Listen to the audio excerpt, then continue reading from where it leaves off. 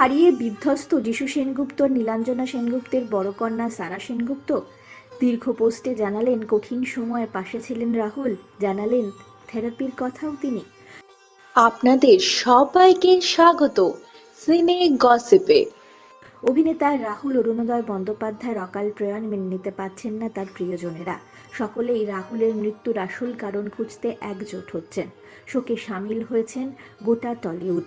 এই মাঝে রাহুলকে নিয়ে দীর্ঘ পোস্ট করলেন যিশু নীলাঞ্জনার বড় কন্যা সারা সেনগুপ্ত। সামাজিক মাধ্যমে সারা সেনগুপ্ত লেখেন, আমি কি লিখতে পারি বা কি লেখা উচিত এই নিয়ে অনেক ভেবেছি, কিন্তু কিছুই ঠিক মনে হয়নি। এত তাড়াতাড়ি আর হঠাৎ যে এসব কিছু হয়ে গেল, যে কিছু লেখে ওঠার সময়টুকু পাইনি। কিছুদিন আগেই মায়ের জন্মদিনে আমরা অনেক অনেক আনন্দ করেছি একসঙ্গে।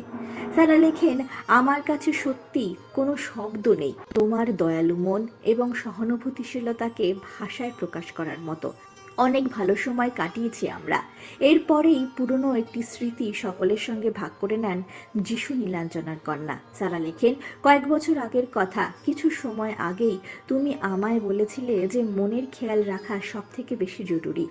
অনেকে হয়তো বিষয়টিকে অন্যভাবে নিয়েছিল, কিন্তু তুমি আমায় বলেছিলে যে সব বয়সের মানুষ থেরাপিতে যেতে পারে।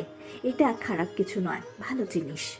কিছু মানুষ এই কথা হয়তো তখন একমত ছিল না, কারণ অনেকেই এটাকে পুরনো ধারণা বলেই বিশ্বাস করত। আসলে আমরা এমন একটা সময় বড় হয়েছি যখন এই থেরাপিকে মানুষ সঠিকভাবে গ্রহণ করত না। অবশেষে সারা সেনগুপ্ত লেখেন, শান্তিতে বিশ্রাম নিও। আশা করি তুমি কোথাও খুব শান্তিতে আছো আর ওপারে পরিদের সাথে কথা বলছো তোমার পডকাস্টে। নীলাঞ্জনার কন্যার এই কথা ভীষণভাবে প্রমাণ করে দেয় রাহুল নিজের পরিচিত বা ভালোবাসার মানুষদের জন্য কতটা চিন্তা করতেন, কতটা খেয়াল রাখতেন তাদের। শুধুমাত্র একজন দুর্দান্ত অভিনেতা হিসেবে নয়, রাহুল সারা জীবন সকলের মনে থেকে যাবেন খুব ভালো একজন মানুষ হিসেবেও। আমরা হলাম সিনে গসিপ।